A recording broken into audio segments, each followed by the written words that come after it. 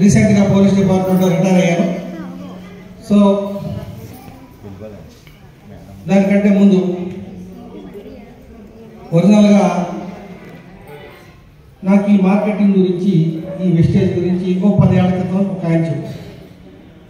ఎందుకంటే మార్కెట్లో చాలా స్కీములు నడుస్తూ ఉంటే ఏమయ్యా ఇటువంటి స్కీములు పట్టుకొస్తున్నారు మన దగ్గరికి, మీరు ఇంకా బుద్ధి రాదా, మీకు ఎందరో అరెస్ట్ చేశారు, ఎన్నో దెబ్బలు తిన్నారు అని చెప్పి అతన్ని పంపించాను. మళ్ళీ ఇంకోసారి వచ్చాను. ఈసారి వస్తే మళ్ళీ నిన్ను అరెస్ట్ చేస్తాను, నేనే కేసు పెట్టి నిన్ను అరెస్ట్ చేస్తాను చెప్పి పంపించారు.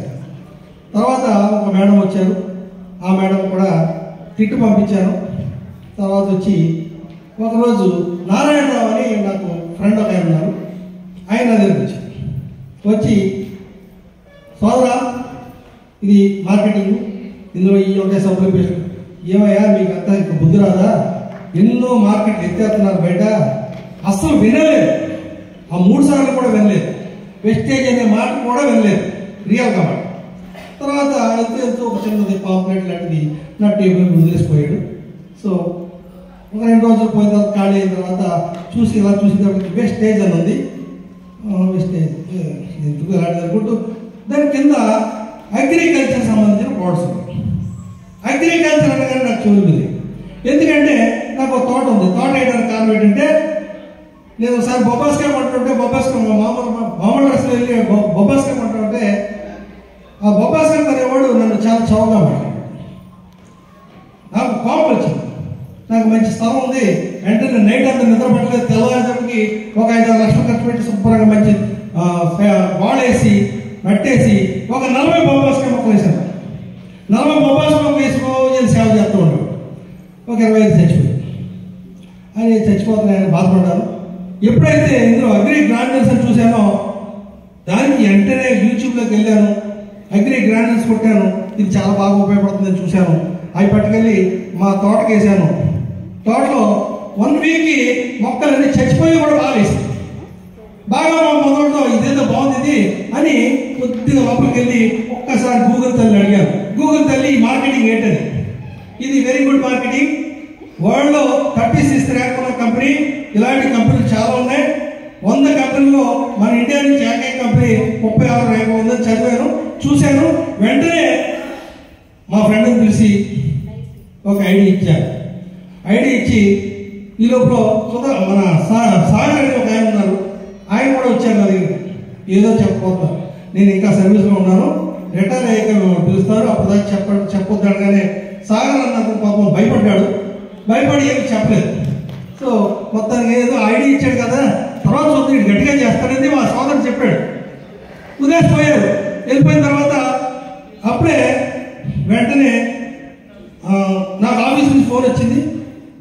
నాకు సరుకులు కొనుక్కోవాలి కాబట్టి నారాయణరావు మా ఇంటికి కావాలి, నీకు ఏమవుతాయి అవసరం అవుతాయి అన్నీ, మా ఏమో ఉపయోగపడతాయి అన్నీ మా ఇంటికి ఇచ్చాను. అతనికి ఎన్ని కావాలో అన్ని పీవీలు కొనుక్కున్నాడు, అన్నీ కొనుక్కొని మా ఇంటికి ఇచ్చాడు. నైట్ వచ్చి చూశాను, మా మిస్సెస్ చెప్పారు ఇలా కొడుకుగా ఉన్న ఒక ఆయన ఇచ్చారు అని చెప్పి, సరే అయితే ఈ వెస్టేజ్ సామాన్లు వాడు ఎందుకంటే ఇలాంటివన్నీ అందే, సరే వాడు బాగున్నాయి, ఇదో నేను ఆన్లైన్లోకి వెళ్ళాను, మన తోటలో వేసాను చాలా బాగున్నాయి అంటే సరే అండి. వెంటనే ఆయనకి ఫోన్ చేసి ఫోన్పే చేశాను, డబ్బులు ఎంత అయితే అంత ఫోన్పే చేశాను. తర్వాత వెంటనే మా మిస్సెస్ 2-3 రోజులు పోయాక ఇది చాలా బాగున్నాయండి, ఈ ఐటమ్ చాలా బాగున్నాయి, ఈ ఆయిల్ పొగ రావట్లేదు, మరి చాలా బాగుంది ఇది, కానీ ఎన్నిసార్లు మొదలుపెట్టినా బాగున్నాడు. వెంటనే నా ఫ్రెండ్ ఒక ఆయన ఫార్మండ్లో ఒక ఆయన ఉన్నారు, ఆయన దగ్గరికి వెళ్ళారు.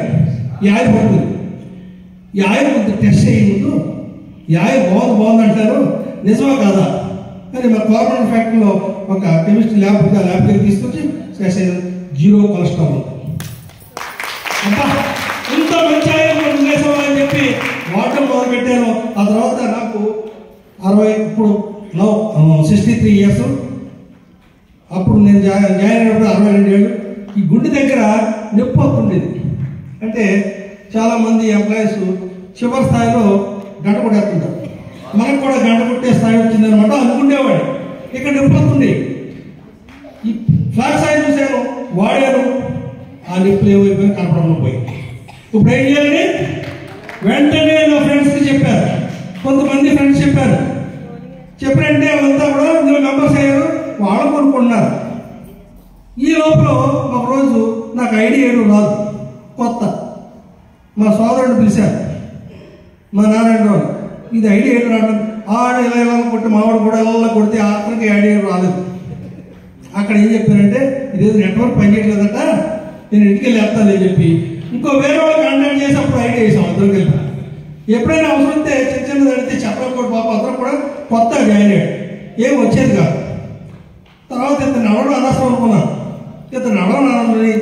ఇప్పుడు ఏం చేశారంటే ఎవరు నాకు కాంటాక్ట్ లేదు పాపం, సుధాకర్ తర్వాత మాట్లాడారు, ఎవరు తెలియదు నాకు. సార్ మాట్లాడారు, ఆయనతో కూడా మాట్లాడడం చేత కాదు, అంటే అంత ర్యాపో లేదు. ఏం చేశారంటే యూట్యూబ్లోకి వెళ్ళారు. అప్పుడు దాకా నైట్ డ్యూటీ చేసి వచ్చి ఒక అరగంట ఒక గంట జబర్దస్తి చూసేవాడిని. జబర్దస్తి బంద్ చేశాను, వెస్టేజ్ వీడియో చూడడం మొదలుపెట్టాను. ఈ ప్రోడక్ట్ ఎన్నాడు గురించి అర్థమైంది, అదే చెప్పడం మొదలుపెట్టాను. వెంటనే రోజుకి నేను రిటైర్ అయ్యే సమయానికి ఒక సిల్వర్ డైరెక్టర్గా మారాను. తర్వాత ఎవరు కనపడదు. ఒక రోజు పాపం ఇక్కడ మీటింగ్ వచ్చినప్పుడు రాజమండ్రి సుధాకర్ గారు పరిచయం అయ్యారు. సార్ మీకు ఎక్కడన్నా కావాలి మీటింగ్ చేస్తున్నారు, ఐఎమ్ వెరీ హ్యాపీ. ఎందుకంటే అంతకుముందు ఎక్కడైనా మీటింగ్ అవుతాయేమో, ఆ మీటింగ్కి వెళ్దాం, ఆ మీటింగ్కి వెళ్తే నాకు విషయాలు తెలుస్తాయి అంటే ఎక్కడ మీటింగ్ అవుతుందో తెలియదు, ఎవరు చెప్పేవాడు కూడా లేరు. అతను కూడా ఎప్పుడు మీటింగ్ గురించి చెప్పలేదు. ఎప్పుడు ఒక 4 నెలల పాటు మీటింగుల కోసం చర్చ అడిగేవాడు. వేరే మీటింగ్ ఎక్కడ జరిగితే అదో అంతరో రాదోరు, మా అప్లైన్స్ ఎక్కడ మీటింగ్ పెడుతున్నారు, ఎటువంటి ఇన్ఫర్మేషన్ లేదు. అప్పుడు సిల్వర్ అయ్యానమాట. సిల్వర్ అయిపోయాక తర్వాత కొంతమంది తిరుగుతూ ఉంటే ఎవరు వచ్చేవారు కాదు, ఎవరో స్పందించేవారు కాదు. ఎవరో స్పందించకపోతే ఈ లోపల మన రాజమండ్రి సుధాకర్ గారు అదృష్టం కొద్ది పరిచయం అయ్యారు. ఆయన కొంత మంచి ఫీడ్బ్యాక్ ఇచ్చారు. ఆ తర్వాత పాలకొల్లు సుధాకర్ గారు, ఇద్దరు ఒకే హైట్. నాకు ఇద్దరుగా చూస్తూ ఉంటే ఎవరు చూసినా సుధాకర్ గారే కనపడతారు. ఎవరు చూసినా ఫస్ట్ సుధాకర్ గారిని పిలుస్తారు. అవునే కదా సార్? మా అప్లైన్ మా నారాయణరావు వచ్చారు, సుధాకర్ అంటాం అనుకున్న వల్ల అమ్మ అంటే వాళ్ళందరినీ చూస్తే అంత హ్యాపీనెస్, చాలా హ్యాపీగా ఉన్నాను.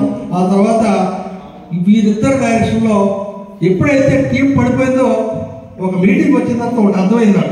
మన ఈశ్వరరావు సార్ చెప్పారు, ఏం చేయాలా, ఒక చిన్న స్టోరీ చెప్పారు. ఏ స్టోరీ అంటే విమానం బావని ర్యాకెట్ గురించి చెప్పారు. విమానం ర్యాకెట్ కథ చెప్పారు. నాకు బాగా అర్థమైంది. ఏం చేయమన్నారు, విమానం ర్యాకెట్ సంభాషణలో విమానం అంటుందంట ర్యాకెట్ బావా నేను ఎప్పుడూ పక్కన లాగే వెళ్తున్నాను, నువ్వే సరఫరా పైకి వెళ్ళిపోతున్నావు అన్నది చెప్పారు. అంటే ర్యాకెట్ అన్నదంట, విమానం బావా నీకేంటి పక్కన అంటున్నారు, నాకు కింద అంటున్నారు, నేను పైకి పోతున్నాను అన్నదట.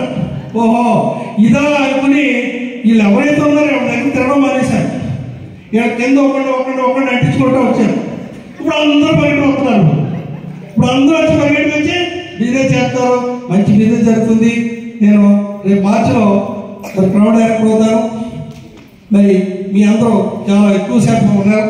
Thank you very much.